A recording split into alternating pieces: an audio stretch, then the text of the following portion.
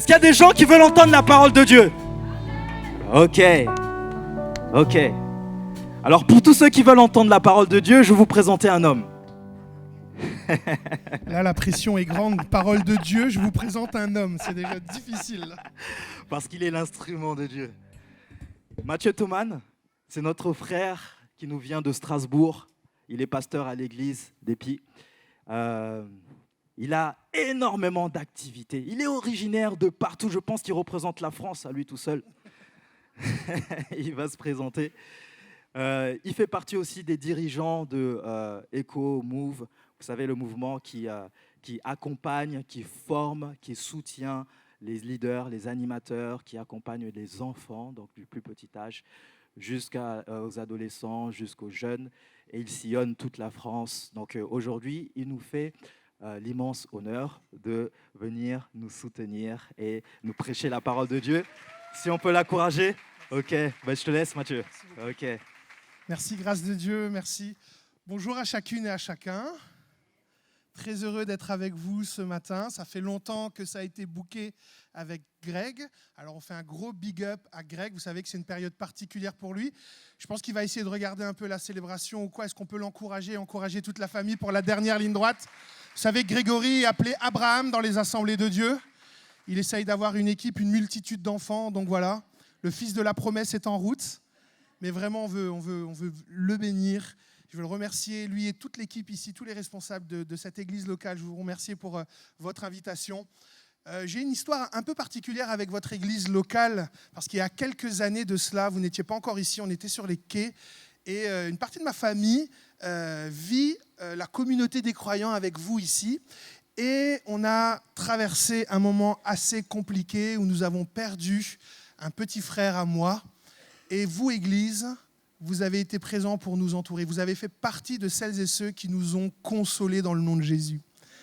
Et c'est vraiment fort de pouvoir revenir après toutes ces années. J'étais étudiant à l'école biblique, je démarrais une vie en Europe, et puis c'est arrivé dans notre vie, c'est venu percuter notre vie. Ça a été un moment difficile. Et vous avez été une partie, je parle pour moi en tout cas, une partie de la manière dont Dieu est venu consoler mon cœur. On a été bien entourés à l'époque par Marc Philippe, par des frères et des sœurs ici de l'Église. Et j'attendais avec impatience cette occasion de pouvoir venir au milieu de vous et de vous remercier dans le nom de Jésus. Merci à vous. Quand l'amour de Dieu ne semble pas toujours aller dans mon sens. Quand l'amour de Dieu ne semble pas toujours aller dans mon sens. Sam Harris est un philosophe, un neurophysicien, il est écrivain, il est conférencier et il est surtout connu pour ses travaux sur la religion, la spiritualité, l'éthique. Sam Harris est l'un des 4 athées les plus populaires aujourd'hui dans le monde et un des plus influents de par ses écrits, de par la manière dont il vient toucher les êtres humains pour les interpeller sur le non-sens de croire en Dieu. Il y en a 4 comme ça, des athées qui, par le biais de la diffusion média, par le biais de leurs écrits, viennent percuter et viennent remettre en question le fait de croire en Dieu. Et il a écrit ceci: si Dieu existait vraiment, il devrait être tenu responsable des souffrances inutiles et de l'injustice dans le monde. Les chrétiens prétendent que Dieu est bon et tout-puissant, mais cela semble contradictoire avec la réalité que nous observons. Qui a déjà eu un temps d'échange avec quelqu'un et que cette personne, en parlant de Dieu, a dit ceci: oui, mais si Dieu est amour, pourquoi il y a autant de souffrances dans le monde? Est-ce que quelqu'un a déjà eu une discussion comme ça avec une autre personne? Si Dieu est amour, pourquoi ne répond-il pas à mes prières? Si Dieu est amour, pourquoi ce drame à Annecy? Si Dieu est amour, pourquoi je souffre? Pourquoi tout ne se règle pas comme ça? Si vous avez déjà une telle réflexion, je vais vous dire quelque chose, c'est un grand mystère, j'ai une grande révélation. Vous n'êtes pas bizarre. Et si vous êtes chrétienne ou vous êtes chrétien, vous n'êtes pas un sous-croyant parce que parfois vous vous posez la question: Dieu, où es-tu? Vous faites partie de cette nuée de croyants qui ont parfois du mal à réconcilier l'amour de Dieu, la beauté de la vie, avec la violence de la vie. Est-ce que c'est normal pour un chrétien de faire ce genre de prière? Dieu, où est ton amour? À en croire la Bible, oui. Premier point que j'aimerais échanger avec vous, c'est que l'amour de Dieu ne semble pas toujours aller dans le sens des croyants. Et surtout dans la Bible. Prenons l'exemple de Job. C'est un personnage emblématique de l'Ancien Testament, la première partie de la Bible. C'est un croyant, il est pieux, il prie pour sa famille, il est fidèle à Dieu. Même dans les lieux célestes, même auprès de Dieu, on rend un bon témoignage de lui et de sa foi. Pourtant, Job, croyant, va tout perdre. Argent, famille, respect en tant qu'être humain. Mais pourtant, Dieu est amour. Pourtant, Job est un croyant, il a la foi. Mais l'amour de Dieu ne semble pas aller à ce moment-là du tout dans le sens de Job. Et malgré cette douleur, malgré cette souffrance, malgré des prières, et à mon avis, Job a dû en faire monter des prières à Dieu. Malgré toute sa confusion, parce que Job, quand il écrit, quand on reprend ses écrits, on voit qu'à un moment donné, il semble être aussi dans des confusions. Job va continuer de faire confiance à Dieu. Joseph, c'est aussi une figure emblématique de l'Ancien Testament. Joseph, un juif vendu comme esclave, non pas par des armées étrangères, vendu par ses propres frères de sang. Est-ce que vous avez déjà expérimenté le fait d'être trahi par votre propre famille? Joseph, lui, le vit. C'est un croyant, c'est une famille de croyants. Ils ont une mission, il y a un appel sur cette famille. Et Joseph fait partie de ceux qui sont appelés à accomplir de grandes choses pour Dieu. Et pourtant, ses frères vont se retourner contre lui. Il va être vendu, il va être envoyé dans un pays étranger. Joseph est croyant, sa famille est croyante. Dieu est amour, mais là, l'amour de Dieu ne semble pas aller dans le sens de Joseph, parce qu'il va vivre des souffrances terribles. Puis Joseph, finalement, sera élevé à une position de pouvoir en Égypte, et l'esclave sera le sauveur de ses frères. Ok, l'Ancien Testament. Mais est-ce que c'est valable ça dans le Nouveau Testament? Les premiers chrétiens, il y a une lettre, on n'aime pas trop la lire, cette lettre, parce que d'un côté, la première partie est assez compliquée dans le sens où ça parle de sacrifice, ça parle de Jésus, ça parle vraiment de thématiques qui sont profondes, et c'est un livre qui est assez consistant là. Puis dans ce livre aussi, on nous parle de chrétiens éprouvés. C'est la lettre aux Hébreux. Elle a été écrite entre 60 et 70 après Jésus-Christ. Donc c'est vraiment très proche de la croissance, la naissance de l'Église. Et elle a été écrite certainement avant la destruction du temple. Les destinataires de cette lettre sont des chrétiens qui subissent de lourdes pressions sociales, voire physiques, voire économiques, de la part des autorités juives, mais pas seulement, des autorités romaines aussi. Et le but de cette pression, en tout cas on le découvre dans ce livre, c'est qu'ils abandonnent la foi.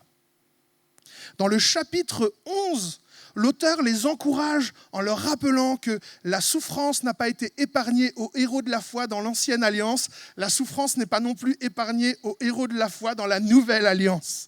Je sais, c'est un texte qu'on n'aime pas trop lire quand on est chrétien, mais on va le lire ensemble. Hébreux chapitre 11, verset 32. « Que dirais-je encore?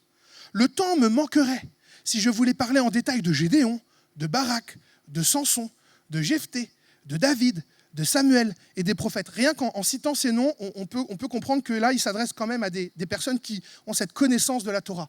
C'était certainement des juifs messianiques, des juifs qui se sont tournés vers le Messie Jésus. Soutenus par leur foi, et ça, c'est les textes qu'on aime là, soutenus par leur foi, ils ont conquis des royaumes, amen, exercé la justice, amen, obtenu la réalisation des promesses, amen, fermé la gueule au lion, amen, éteint le feu ardent, amen, échappé aux tranchants de l'épée, amen, triomphé de la maladie, amen, ils sont devenus forts et ont fait preuve de vaillance dans les batailles, mettant en fuite des armées ennemies, des mères ont vu leurs enfants morts ressuscités pour leur être rendus, amen. On continue la lecture.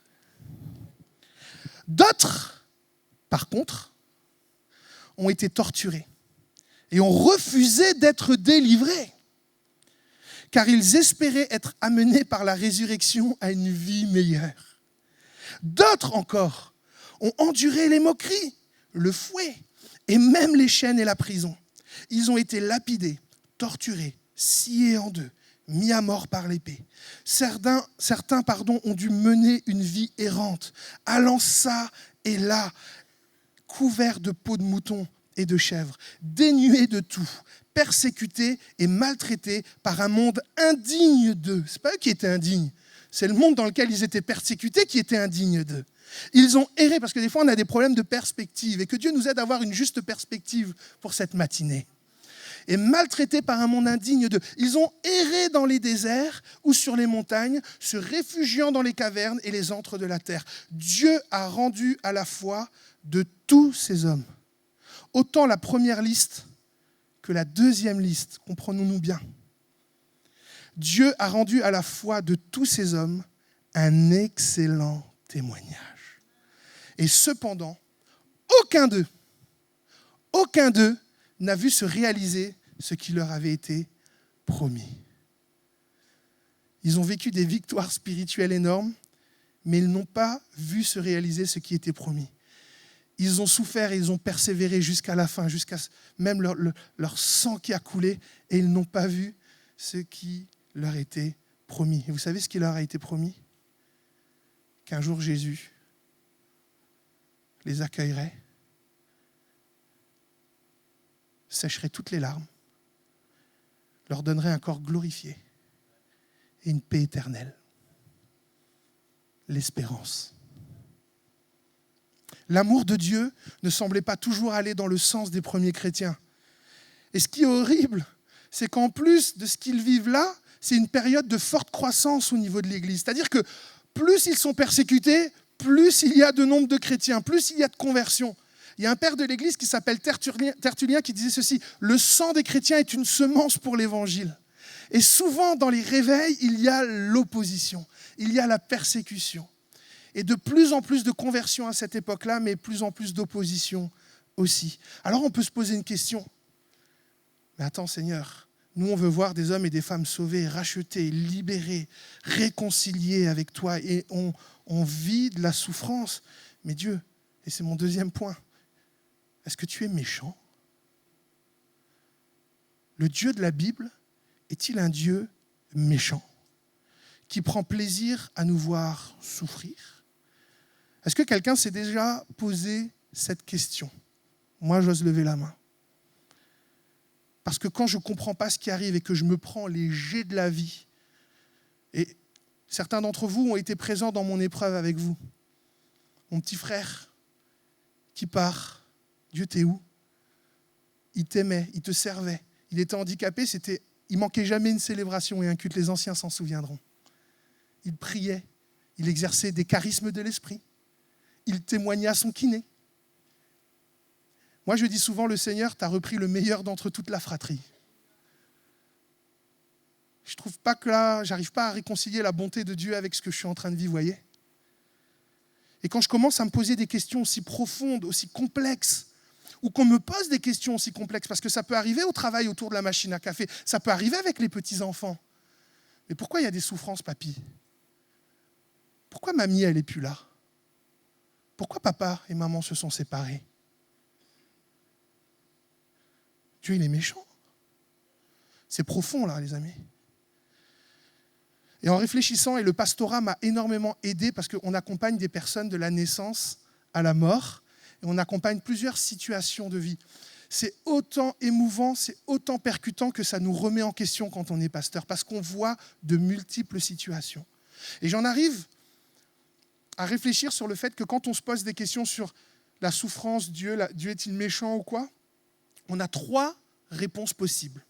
Là, je m'adresse à des disciples de Jésus, mais on a 3 réponses possibles en général quand on est confronté à ce mystère de la souffrance et à cette violence de la souffrance. Une des premières réponses qu'on pourrait apporter, c'est une réponse que j'appelle prématurée. On se fait un peu l'avocat de Dieu. J'essaye de justifier que, ok, Dieu est amour, mais tu comprends, là, ta souffrance, la personne que tu as perdue, ce qui est en train d'arriver dans ta vie, c'est pour que tu puisses apprendre quelque chose. Là, tu es dans la pédagogie de Dieu. Là. Parce que peut-être ton cœur, il a besoin de comprendre quelque chose. Ton cœur a peut-être besoin de changer. Je ne dis pas que c'est faux en soi, comprenez-moi bien. Ça se défend. Et avec le temps, l'action positive du temps, on comprend mieux. Mais là, on est dans une gestion de crise. Et la réponse prématurée me semble être une réponse qu'il faut... J'allais sortir un mot, je ne le sortirai pas. Je dirais plutôt qu'il faut étouffer. Alors, on a une deuxième réponse qu'on peut apporter. Celle-là, vous allez me dire, non, un chrétien ne pourrait jamais dire ça. Je vous le dis, un chrétien peut dire ça. C'est la réponse fataliste. Même si ma Bible dit tout le contraire, même si mes expériences passées avec Dieu me disent tout le contraire, j'ai du mal encore à croire à la bonté de Dieu. C'est dur. Je suis presque à me résoudre à croire que le Dieu de la Bible m'a abandonné, qu'il n'est plus bon envers moi. Et je suis en train de glisser, et je sais que je m'adresse à des chrétiennes et des chrétiens qui, à un moment donné, ont expérimenté ça ou expérimentent ça. On se laisse glisser tout doucement par une déception qui nous envahit et qui commence à éteindre notre foi. Cela peut arriver à des chrétiens, même si parfois ça reste rare. Soyons sensibles en Église, que ce n'est pas parce que quelqu'un tombe dans le fatalisme qu'il faut encore plus l'écraser et dire « tu devrais avoir la foi ». La personne, elle n'a pas besoin de ça à ce moment-là. Elle a besoin de quelqu'un qui pleure avec celui ou celle qui pleure. Il y a un temps pour tout. Mais la réponse fataliste, comprenez que quand le corps est à l'extrémité de ce qu'il peut supporter quand on est dans une gestion de crise, c'est là qu'il faut l'esprit de sagesse. Et des chrétiens peuvent vivre ce tourment du fatalisme. Mais, parce qu'il y a la présence de Dieu en lui ou elle, cela éveille un instinct spirituel. À un moment donné, ce n'est pas à nous de dire le quand, le comment. Parce que des fois, nous, on aimerait que le lendemain d'une épreuve, la personne se relève et puis elle marche. Je marche avec puissance. Nous, on aimerait ça. Mais parfois, un jour pour toi, un an pour l'autre. Le plus important, c'est que la personne se relève, n'est-ce pas? Donc, à un moment donné, on est percuté par cette épreuve, mais la présence de Dieu fait qu'il y a un éveil spirituel en nous qui va nous pousser à un moment donné ou à un déclic, à un éveil. Et la personne doit être accompagnée dans ces moments-là, pas jugée. Parce qu'à un moment donné, cet éveil, ce déclic va faire en sorte que la personne ne va plus se tourner vers des chrétiens, mais va enfin pouvoir à nouveau se tourner vers Dieu. Et trouver des réponses non pas auprès des chrétiens, mais auprès de Dieu lui-même. La personne regardera à nouveau à Jésus. Et c'est pourquoi nous avons une troisième option, une troisième réponse. La réponse de la foi. La réponse de l'espérance. À défaut de réponse, je peux poser un autre regard sur la situation. Je peux reconnaître que je n'aurai peut-être pas là toutes les réponses. Et il faut nous encourager parfois à dire on n'a pas toutes les réponses. Il vaut mieux être dans le silence parfois que de donner de mauvaises réponses.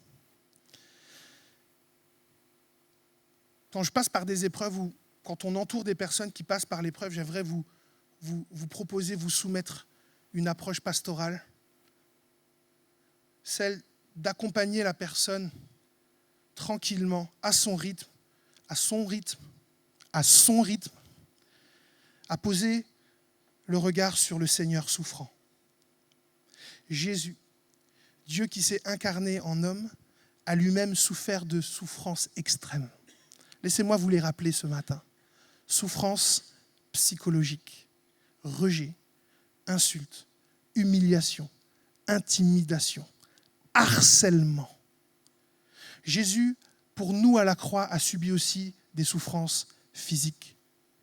La faim, la soif, les clous, les coups, l'étouffement.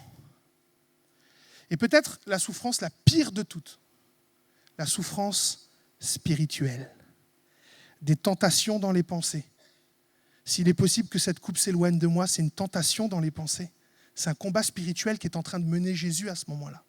Dieu dit, va là, et il y a un combat spirituel parce que le corps et Satan ne veulent pas que Jésus aille à la croix. un combat spirituel, des tentations de fuir ses responsabilités, des tentations de fuir le mandat auquel Dieu l'appelle, des oppressions démoniaques. La Bible dit que Jésus priait tellement intensément qu'il y avait comme des grumeaux de sang. Il y avait une oppression sur la vie de Jésus. Et le pire dans tout ça, c'est que ses plus proches, depuis 3 ans, n'arrivent même pas à saisir dans quelle oppression est la personne. Les disciples étaient endormis.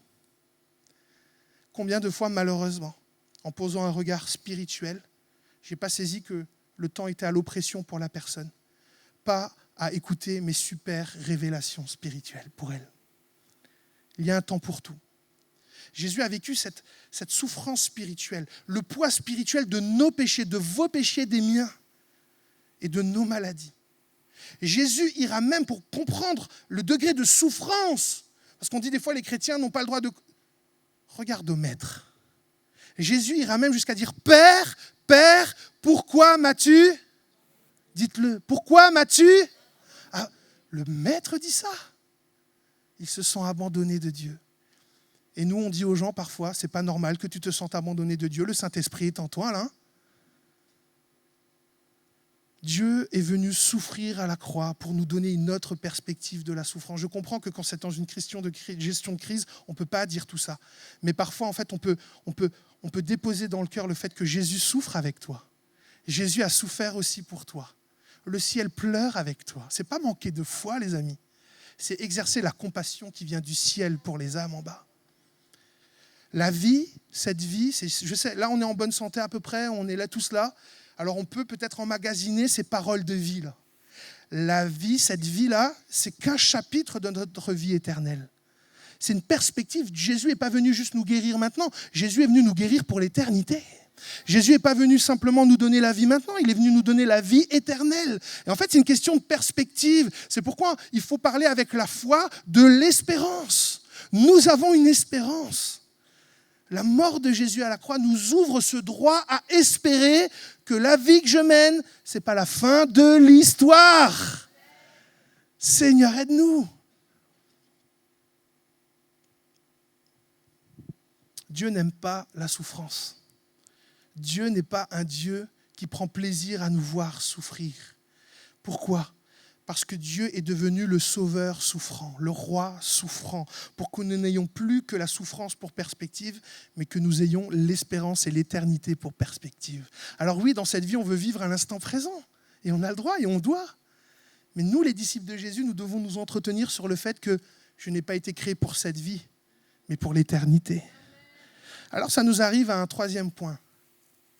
Si tu penses qu'en ce moment, c'est compliqué pour toi, parce que tu as du mal à réconcilier amour de Dieu avec non-exaucement de prière, amour de Dieu avec des péchés que tu es en train de combattre. Je vais te dire quelque chose. Quand tu pries, que tu dis que tu en as ras-le-bol à Dieu, tu n'es pas une mauvaise croyante. Tu n'es pas un mauvais chrétien. Tu ne manques pas de foi. La vie peut être difficile et il est compréhensible que nous nous demandions pourquoi certaines choses se produisent. Pourquoi l'amour de Dieu ne semble pas toujours aller dans mon sens. C'est profondément humain de chercher des réponses. C'est profondément spirituel pour un être humain chrétien que de chercher aussi des réponses. Il n'y a pas de problème, il n'y a pas d'erreur. Quand tu penses ou dis à ton Dieu, ton incompréhension, ta déception, tu n'es pas en train de pécher. Tu es en train d'emprunter le chemin de la guérison. C.S. Lewis, qui est un écrivain théologien chrétien ultra connu, il a inspiré toute une génération d'écrivains, notamment pour les chroniques de Narnia, a dit ceci en parlant de Romains chapitre 8, verset 18. « Les souffrances du temps présent ne sont rien en comparaison de la gloire qui nous est révélée. » Ça, c'est un texte fort, hein ? Je le redis. Les souffrances du temps présent ne sont rien en comparaison de la gloire qui nous est révélée. Qui doit nous être, révélée. Et voilà ce que dit C.S. Lewis. Ce n'est pas seulement une affirmation abstraite. Elle signifie que les souffrances et les angoisses que nous éprouvons en ce moment sont le creuset où Dieu travaille notre transformation en vue de la vie éternelle. Rien n'est perdu. Les difficultés de la vie présente, aussi douloureuses soient-elles, n'ont pas d'importance en comparaison avec la joie de l'éternité. C'est dans les fondements du christianisme un livre à lire quand on est disciple de Jésus. Il y a quelques semaines, je suis tombé sur le témoignage d'une femme qui m'a complètement remué et c'est un témoignage poignant. Je vous avertis, d'avance pour ce témoignage. Elle a été éprouvée parce qu'elle a perdu son premier enfant dans des circonstances assez tragiques.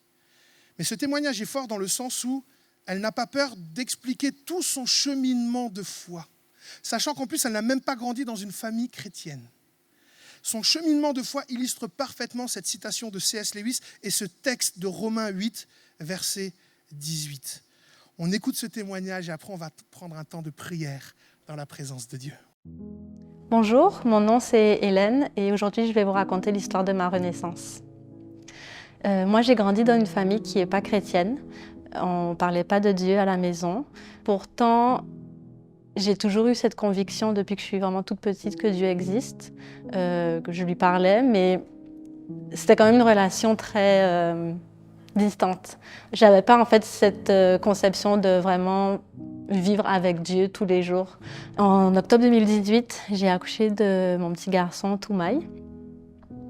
Donc pareil, beaucoup de bouleversements, maman pour la première fois, mais Dieu toujours dans sa bulle, mais sans plus. Puis en avril 2019, mon petit garçon commence à être malade. On arrive à l'hôpital, puis on nous annonce qu'il a une tumeur dans le cerveau et qu'il faut opérer tout de suite. Je me souviens m'être assise, puis me dit là, il n'y a que Dieu qui peut faire quelque chose. Je veux dire, même moi qui jusqu'à présent, je pensais à Dieu un peu comme ça, de façon floue, je l'ai ressenti ce soir-là, je me suis dit non, là, ce soir, il n'y a que Dieu qui peut faire. Fait que j'ai contacté une amie. J'avais une amie en fait que je connaissais déjà depuis plusieurs années à Montréal. Mais ça faisait quelques mois qu'elle me disait qu'elle allait à l'église le dimanche. C'est comme si il y a quelque chose qui m'a dit mais écris-lui à elle parce qu'elle va vraiment prier. Fait que là, on a commencé des longs mois de traitement. On a passé un mois aux soins intensifs. Et avec cette amie, on priait beaucoup. Moi, c'est la première fois que je priais comme ça aussi intensément. La tumeur, elle était tellement grosse que le chirurgien n'a pas pu opérer en une fois. Il a fallu qu'il fasse 2 opérations. Malgré ça, en fait, malgré toute la difficulté, ça se passait un petit peu parfaitement, j'ai envie de dire. Il n'avait pas tant de séquelles que ça, il n'avait pas tant d'effets secondaires. Puis j'avais donc mon amie avec qui on priait, qui m'a fait rencontrer une autre personne qui je considère un peu comme une grande sœur spirituelle, qui était une chrétienne plus mature, avec qui on priait beaucoup. Donc cette grande sœur spirituelle, un jour me dit qu'elle a reçu le message et que mon fils, il est guéri. Donc moi, dans tout ça, ça m'encourageait beaucoup. Donc c'était vraiment difficile de passer à travers tout ça, de voir son enfant passer à travers la chimio. Il vomissait, il perdait ses cheveux, il avait plus de sourcils. Puis ça, c'est les petits effets qu'on voit. Mais malgré tout ce qui était difficile, je m'accrochais beaucoup à cette promesse qu'elle avait reçue de la guérison de mon fils. Donc on a eu 9 mois de traitement en janvier 2020. On a fini les traitements. Donc là, on commence comme une deuxième phase où c'est la maintenance, entre guillemets. On fait des examens tous les 3 mois pour s'assurer que la tumeur ne revient pas. 2020, pour la plupart des gens, c'était une année horrible à cause de Covid. Tout le monde se plaint 2020, puis nous, ça a été comme la meilleure année possible avec notre petit garçon. Il allait bien, il grandissait, il faisait des progrès. Toutes les petites choses qui avaient été affectées dans son développement à cause des traitements, il retrouvait un petit peu tout. Il a commencé à marcher, puis il a commencé à garderie. Pour nous, c'était vraiment des moments super de le voir, vraiment un enfant normal. Première fois que j'ai découvert la chapelle, moi, c'était à la célébration de Pâques en 2019. Donc j'étais vraiment toute nouvelle dans la foi. Je n'avais même pas en fait vraiment techniquement donné ma vie à Jésus parce que je ne savais même pas qu'est-ce que ça voulait vraiment dire donner sa vie à Jésus. Mais très tôt, j'ai su aussi que je voulais me faire baptiser. C'était comme une évidence pour moi. Je sais qu'il y a des gens, ça leur prend du temps. Puis moi, ça a été assez rapide à la fin des traitements de mon fils que je savais, OK, c'est une évidence pour moi, il faut que je me fasse baptiser. Et 20 jours après, je pense une vingtaine de jours après, mon baptême, mon papa est décédé du cancer. Et 3 jours après, on m'a annoncé que mon fils, sa tumeur était revenue aussi. Et là, j'ai pas compris. J'ai pas compris parce que je me disais, Seigneur, je comprends pas, t'as donné une prophétie. Il était guéri. Qu'est-ce qui se passe? Est-ce que t'as menti? Qu'est-ce qui s'est passé? Je comprends pas. Fait que autant ça a été difficile, l'annonce du diagnostic la première fois, autant la deuxième fois, ça a été la descente au fond du fond du fond. Parce que je savais que quand ça revient et que ça revient aussi vite, c'est moins... Les options sont limitées. Effectivement, nous, on ne pouvait plus opérer, on ne pouvait pas faire de chimio. La seule chose qu'on pouvait faire, c'était de la radiothérapie. Après ces traitements de radiothérapie, en fait, tout s'est dégradé assez vite. Et plus ça allait mal, plus on me disait non, mais c'est pas grave, c'est rien, ce sont des attaques. Mais Jésus a déjà guéri, j'ai reçu les messages, il est guéri. Puis elle me disait, j'ai reçu d'autres messages qu'il est guéri. Donc, comme plusieurs messages. Et c'est sûr que, autant je voyais la réalité, que ça allait de plus en plus mal, autant je pense que ma chair, elle avait besoin de s'accrocher à ça. Elle avait besoin de... Dieu, il savait que j'avais besoin de ça pour pouvoir continuer à avancer, pour pouvoir continuer à être forte pour mon fils, à ne pas m'écrouler, puis à pouvoir l'accompagner en fait dans toute sa maladie. Dans le même temps, pendant que mon fils finissait ses traitements de radiothérapie, j'ai réalisé que j'étais enceinte et que j'attendais un deuxième bébé. Puis je me souviens m'être dit, mais Seigneur, c'est comme le pire moment. Pourquoi ça arrive maintenant? Et dans ma tête, j'avais pas d'option. Je savais que ce bébé, je le garderais. Il était là pour une raison. Mais je disais, mais là, c'est pas le moment du tout. Là, ça marche pas. On est en plein traitement. Mon fils, il va pas bien. Je peux pas gérer un deuxième enfant. Et au mois de septembre 2021, je me souviens, un matin, on avait rendez-vous à l'hôpital pour un rendez-vous de suivi. Puis ce matin-là, je dormais avec mon fils dans mes bras. C'était assez rare que je dorme avec lui dans mes bras parce que rendu là, j'avais quand même déjà mon ventre. Puis c'était pas facile pour moi, mais ce matin-là, pour une raison que Dieu seul connaît, il dormait dans mes bras. Puis je me souviens, j'étais un petit peu entre le réveil et le sommeil. J'étais comme pas tout à fait encore consciente. Puis je vois... comme une sorte de feuille ou de pancarte. Puis je vois écrit Psaume 116, verset 8. Puis le psaume 116, verset 8, c'est un psaume qui dit « Oui, tu as délivré mon âme de la mort, mes yeux des larmes, mes pieds de la chute. » Et quand j'ai lu ça, je me suis dit oh, « Oui, c'est ça, il va être guéri, il a délivré son âme de la mort, c'est-à-dire qu'il va être guéri. » Donc effectivement, elle a dit vrai, il est guéri, il est guéri. Puis là, ça m'a beaucoup encouragée. Sur le moment, j'avais encore cette vision vraiment d'un évangile où que la parole, vraiment un peu terre à terre, de prendre les choses vraiment très... de la façon qu'on a envie de les entendre finalement. Et quand j'ai reçu ce psaume-là, je ne savais pas encore que 2 jours plus tard, on allait se retrouver aux soins intensifs avec mon fils pour ce qui serait son dernier passage à l'hôpital. C'est ça, 2 jours plus tard, il a eu des difficultés respiratoires. On a dû aller à l'hôpital parce qu'il n'arrivait plus à respirer sans oxygène. Donc on est arrivé à l'hôpital. J'étais enceinte de 38 semaines. Puis il avait besoin d'oxygène, puis on ne comprenait pas trop qu'est-ce qui se passait. Donc on est resté à l'hôpital pendant quasiment 1 mois. Et je me souviens, je continuais à prier avec cette personne, on priait, puis non seulement il ne pouvait plus marcher, se tenir assis, mais là il ne pouvait même plus respirer sans oxygène, puis au fur et à mesure des jours qui passaient, il ne pouvait plus non plus s'alimenter par la bouche. J'ai eu un moment où je me suis dit, je crois que Dieu est capable, je sais qu'il peut le faire, mais il faut que je regarde aussi la vérité en face. Ça n'a pas l'air d'être un petit garçon qui est en train d'être guéri. Et je me souviens avoir écrit à cette personne en lui disant « Je pense qu'on va commencer à prier pour la volonté de Dieu. » Parce que de toute façon, c'est sa volonté qui sera faite.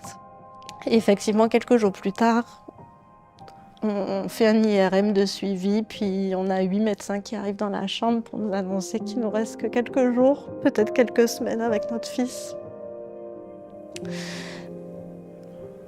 Et là, j'avais toujours en moi cette espèce d'espoir que non, maintenant que l'homme ne peut plus rien faire, là, Dieu va nous montrer. Peut-être c'est justement Dieu attendait que l'homme ne puisse plus rien faire pour nous montrer lui son miracle et que là, il va se révéler et puis que ça va aller. J'avais quand même encore cet espoir. Je pense que Dieu m'a donné cet espoir à ce moment-là pour continuer à me battre jusqu'à la fin. Donc on est rentré à la maison le 21 octobre. On a fêté son anniversaire le 23 et le 25 octobre. Il est décédé. Et quand il est décédé, je comprenais pas en fait. J'ai juste pas compris pourquoi ça arrivait. J'ai pas compris pourquoi Dieu a dit qu'il allait être guéri et qu'il n'était pas. J'ai passé les premiers mois de mon deuil à pleurer mon fils, mais aussi à me dire est-ce que j'ai fait quelque chose que j'aurais pas dû faire ou est-ce que j'ai pas fait quelque chose que j'aurais dû faire, pourquoi Dieu a changé d'avis, est-ce que c'est de ma faute? Ma foi a été énormément remise en question. Et à côté de ça, je me souviens quand même du psaume 116, verset 8. Tu as sauvé mon âme de la mort.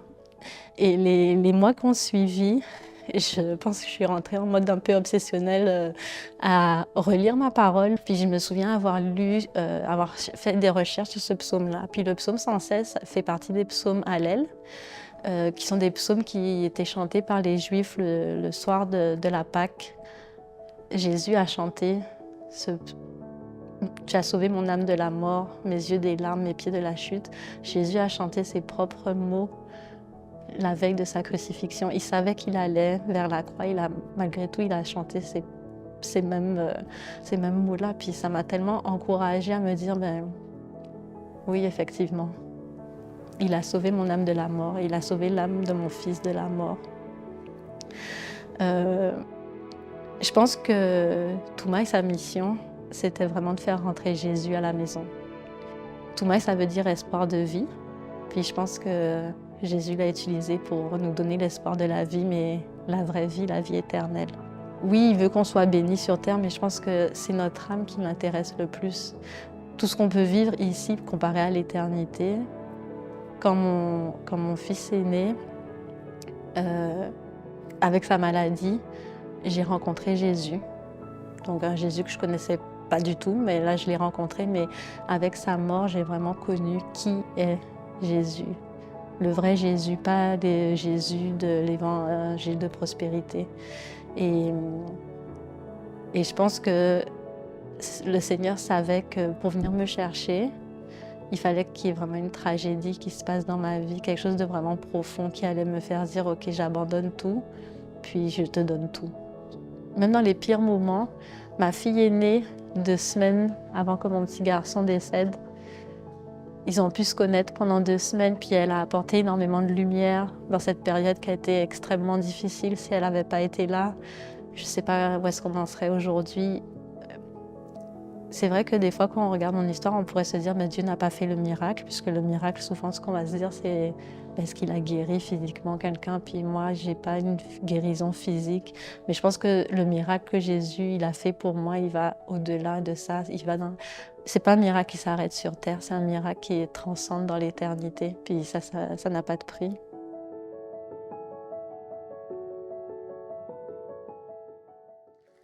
Est-ce qu'on pourrait se lever ensemble ?